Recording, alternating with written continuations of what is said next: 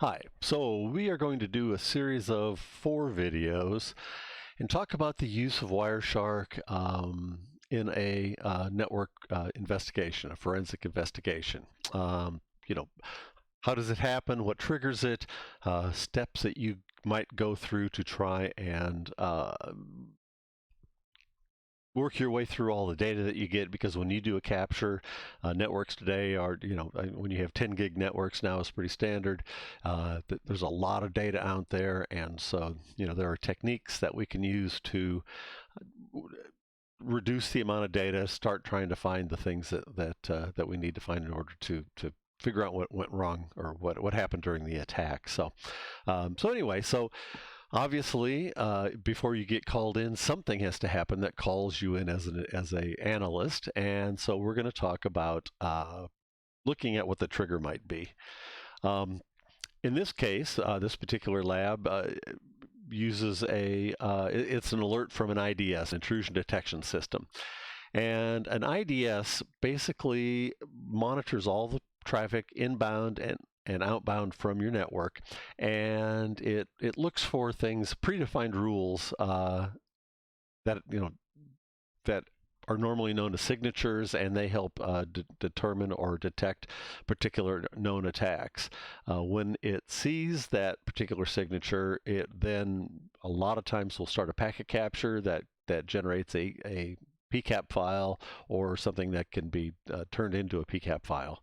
It also sends an alert to the SOC for analysis, and that is the point that you get called in. When this alert was triggered because of this rule, then as an analyst, you would be called in to look at the PCAP and see if you can figure out what's going on.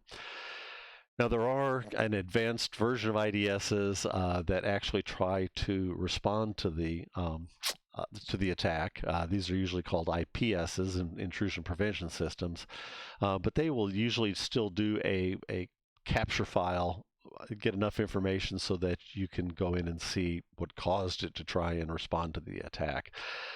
So, these rules, where do these rules come from? Well, a lot of them, when you buy one of these products, you do a yearly maintenance, and that maintenance then usually has a subscription to the company. The company has got like this global view from all of their installations of attacks that are happening real time. They build signatures, download the signatures onto your IDS, and so a lot of the work is done for you in that respect. So let's look at one of these triggers. So here we have an IDS rule. We were saying alert TCP any. If you've done firewall rules, or if you've done access control list ACLs on routers, this looks kind of familiar. So it says alert on a TCP protocol frame, and it doesn't care about the source and the destination addresses. And so it generates the message, CyberEye RAT, remote access Trojan. That's what RAT is, session established.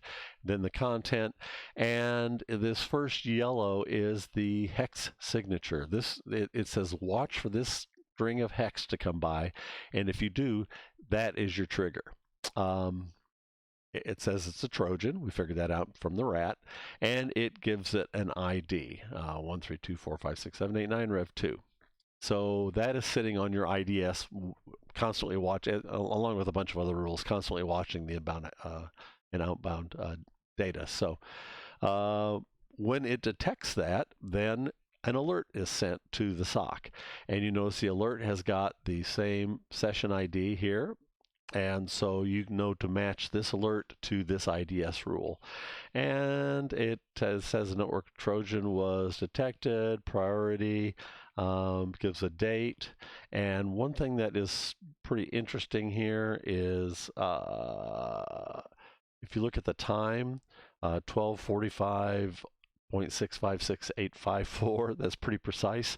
But if you've got a very large network with lots and lots of traffic, sometimes it's important to synchronize the time, and that's usually done. You set up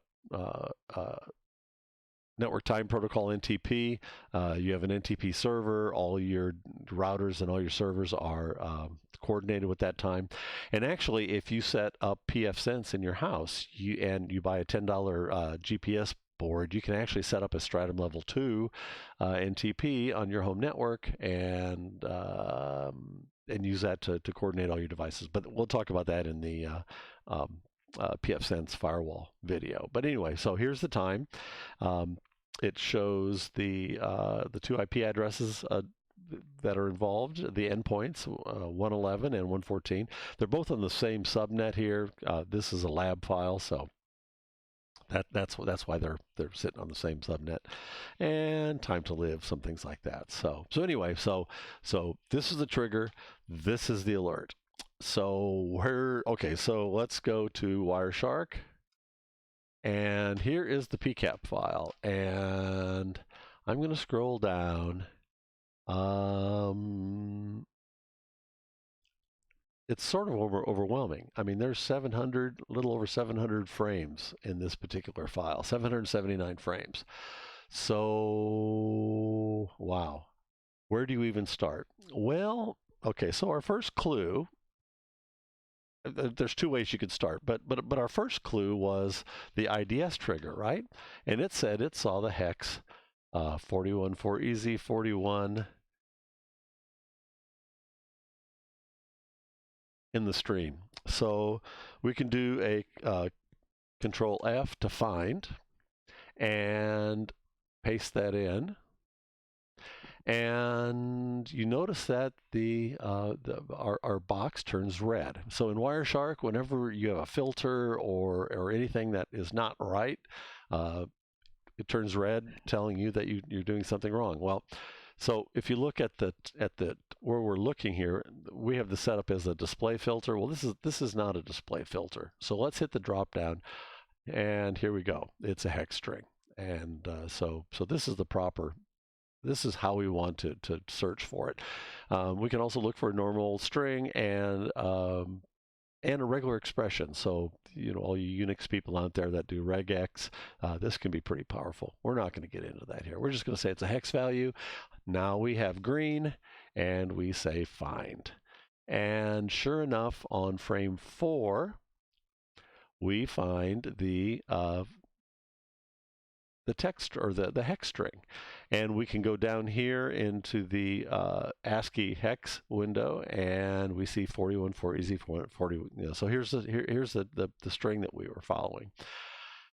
We go into the ASCII decode, and now you notice on ASCII decode, dots mean that there's no decode for it, but otherwise you just see sort of random characters, and that's because these really aren't ASCII. They're just these are part of the headers, and so a lot of the headers, or most of the headers, are bit oriented, and so we're not looking for ASCII characters in there, except we see this ANABILGI.